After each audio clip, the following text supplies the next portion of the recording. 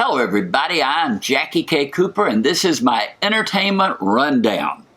We've got to talk about it, Spider-Man Far From Home, starring Tom Holland. Now I think this is Holland's third Spider-Man movie and he is really good in the role. He's 23 years old, but he is believable as a high school student. His voice sounds that way, he looks that way himself physically. But, he's really immersed in the role. I think hopefully they can get another couple of movies out of him if they don't want the character of Spider-Man to grow up any more than he does. I don't know what the plans are in that direction.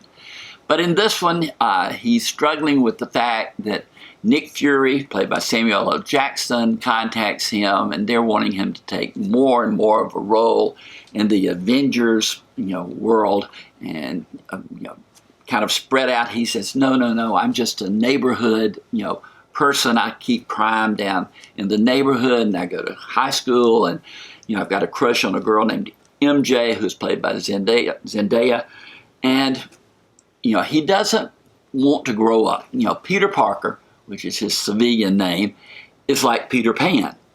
They just don't want to grow up. They like the lifestyle that they have, and he wants to stay that way, but he keeps getting forced into broadening his horizons. And in this case, he goes on a school trip to Europe, and while he's there, all kinds of madness breaks out there, and a superhero by the name of Mysterioso, played by Jake Gyllenhaal, shows up. And he is a person who is kind of acting like a father figure to Peter Parker's, aka Spider-Man. Of course, Aunt May, played by Marisa Tomei, is still in the picture. And in this one, every scene that Marisa Tomei has is a bright spot to the film. The same way that Jon Favreau, who plays Happy, who is the assistant to Tony Stark, every time he shows up, it just brightens up the movie. But the movie has a lot of monsters. It's got a lot of, special effects things going on. The plot is never the strong point of this movie. It's just there to visually enjoy it. The actors are good. We've come to feel, warmth toward them. But this doesn't move the story that much forward. So in that respect, I wanted it to be more. But I do like Tom Holland. Film is rated PG-13 because there is profanity and violence. I scored this Spider-Man movie 6 out of 10. It was above average, because the special effects alone would give you that. And it does bring in Samuel L. Jackson, Colby Smuthers. You've got Marisa Tomei, Jon Favreau, like I said. All of the stars are back to support Tom Holland and Zendaya, who are the main focal point. So, if you're a big fan of Spider-Man, you'll enjoy it. I enjoyed it, 6 out of 10 worth. Then we have a movie called Skin in the Game. This is based on true events. It's about a young girl who, at 15 years of age, is abducted, and she's going to be forced into, become a sex slave in the city. And her mother, who is played by Elizabeth Harnoy, is desperate to find her. The police say, teens run away all the time. But her daughter, she said, would not run away. The daughter is played by Sammy Hanratty. And so she locates a friend of hers that they were best friends in high school. She's played by Erica Ash. And she plays a character who was once a prostitute herself, but now spends all of her time trying to get young girls out of that life and into a more stable life. So they are desperate, they combine forces, they're desperate to find this girl, and you see, how they have to cover the city, trying to locate her before she disappears forever. So the fact that it's based on true events, that gives it a bump up for me, because I think, that if it's this one girl and her true story, which is what I get it, that's the focus. that, it can be enjoyable and believable, and it is a tense story.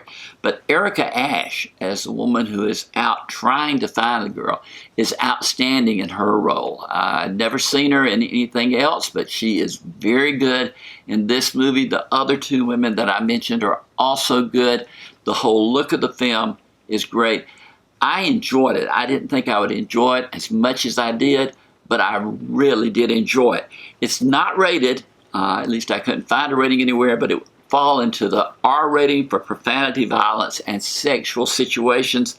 I scored it 6 out of 10 because a true story, this gripping, this raw, is makes those of us who are parents, grandparents, worry about our children and grandchildren that much more when we see something like this that can happen.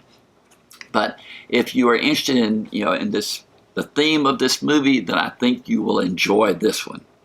Finally, we have a movie called Wade in the Water.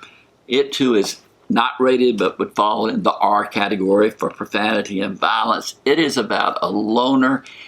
He works for an insurance company on verifying billing, etc., so he can work at home. He's overweight. He's kind of grungy. He doesn't have any friends.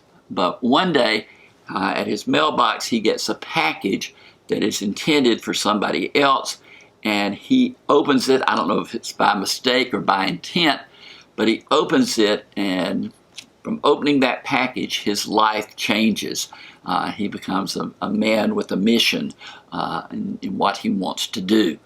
But this movie is just, that character. You focus on him and what he's trying to achieve with his life, what he's trying to do with his life, what extremes he is willing to go with his life to right the wrong that he thinks has been done or is being done.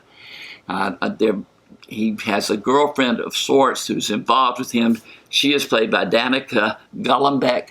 Again, I'd never seen her. The man is played by Tommy Nicholson. Neither one of those are actors that I had ever seen in anything before.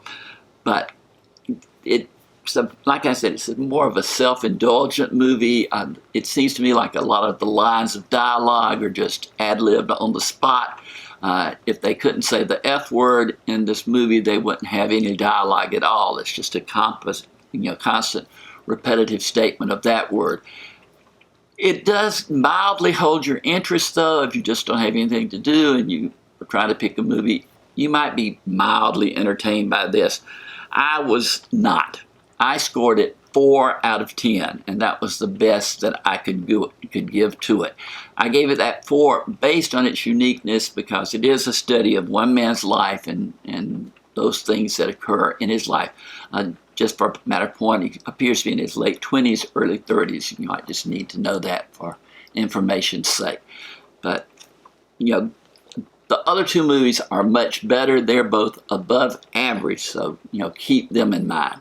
But this has been my entertainment rundown. Hit the subscribe button. We'd love to have you on board, joining in with us. But that's my movie reviews for this week.